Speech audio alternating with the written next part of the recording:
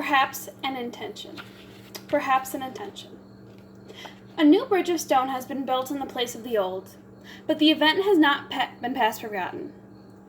It has passed into proverbial expressions. "May I see you Tuesday," says a Lemian, "unless the bridge falls." "My cousin lives by the bridge of St. Louis Ray," says another, and smiles and goes around to the company, for that also means under the sword of Demosthenes. There are some poems about ancient classics to be found in every Peruvian anthology, but the real literary monument is Brother Juniper's book. There are 100 ways of wondering at circumstance. Brother Juniper would have arrived at his method if it had not been for his friendship with a certain student at the University of St. Martin. This student's wife had stolen away one morning on a boat for Spain, following a soldier and had left him for the care of their 2 daughters in their cradle. He was possessed of all the bitterness that Brother Juniper lacked, and had derived a short joy from the conviction and that all was wrong in the world. He whispered into the Franciscan's ear such thoughts and anecdotes that believed the notion of a guided world. For a moment, a look of distress, almost of defeat, would come into his brother's eyes. Then he would begin patiently explaining why stories held no difficulty for a believer. There was a queen of Naples in Sicily, the student would say, who discovered that she was carrying an angry tumor inside. A great dismay, she commanded her subjects to fall to their prayers, and ordered that all garments in Sicily and Naples to be sewn with notive crosses. She was well loved by her people, and all her prayers and embroideries were sincere but ineffectual. Now she lies in the splendor of Morielli. A few inches above her heart may the words read, "I shall fear no evil." It was by dint of hearing a great many such sneers at faith of Brother Juniper, became convinced that the world's time had become tabulated proof, of conviction that was so bright and exciting within him. When the pestilence visited his dear village of Portoro, and carried large numbers of presents, he secretly drew up a diagram of the characters of 15 victims and 15 survivors, the statistics of their value sub specie alteratus. Each soul was rated upon its basis of 10 as regards its goodness, its diligence in religious observation, and its importance to its family group. Here is a fragment of this ambitious chart. The thing was more difficult than he had foreseen. Almost every soul in a difficult frontier community turned out to be indispensable economically, and the third column was not but all useless. The examiner was driven to use the minus terms when he confronted the personal character of Alfonso V, who was not, like Vera N, merely bad. He was a propagandist for badness, and not merely avoided the church, but led others to avoid it. Vera N was bad indeed, but she was a model worshipper and the mainstay of a full hut.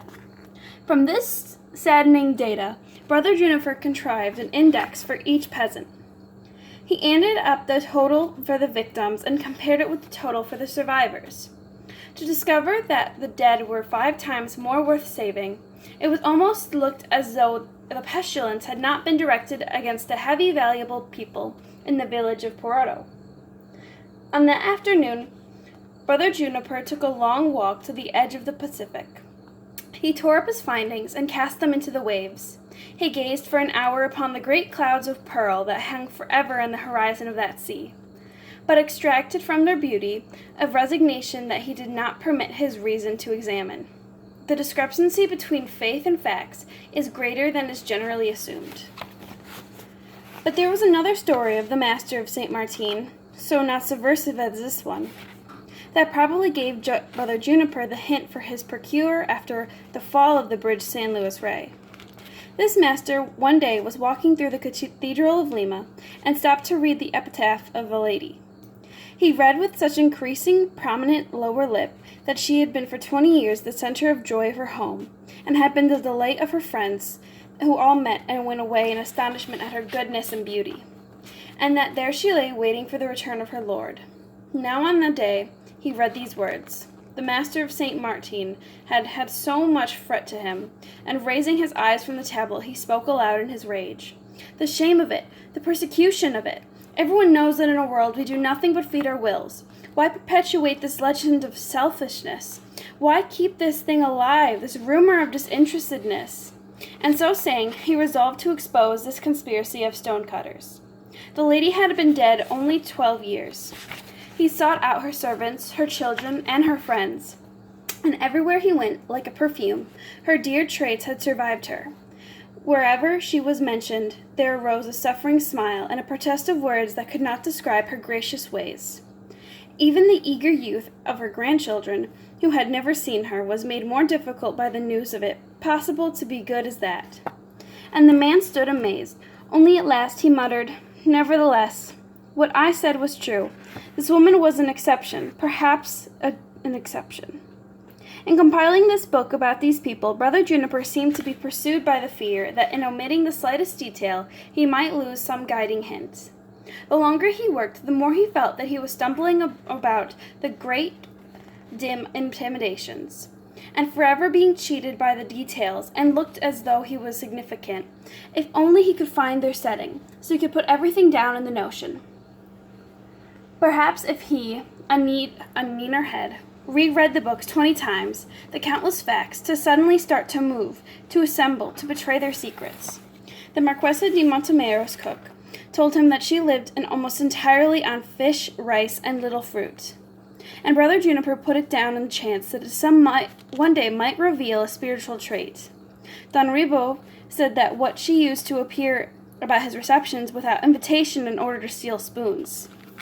A midwife on the edge of town declared that Donna Maria called upon her with morbid questions until she had been obliged to order her away from the doctor like a beggar. The bookseller of the town reported that she was one of the 3 most cultivated persons in Lima. The farmer's wife declared that she was absent-minded but compact of goodness. The art of biography is more difficult than is generally supposed. Brother Juniper found that there was the least to be learned from those who had seemed most closely associated with the subjects of his inquiry. Madre Maria de Pilar talked to him at length about Pepita, but she did not tell him about her own ambitions for her. But the Boccoli was a difficult approach, but presently even liked the Franciscan. Her characterization of Uncle Pio flatly contradicted the stories of unsavory testimonies that he acquired somewhere else. Her accusations to her wife and son were few and conceited with pain. They closed the interview abruptly. Captain Alvarado told what he could of Esteban and of Uncle Pio. Those who knew in this most realm venture least.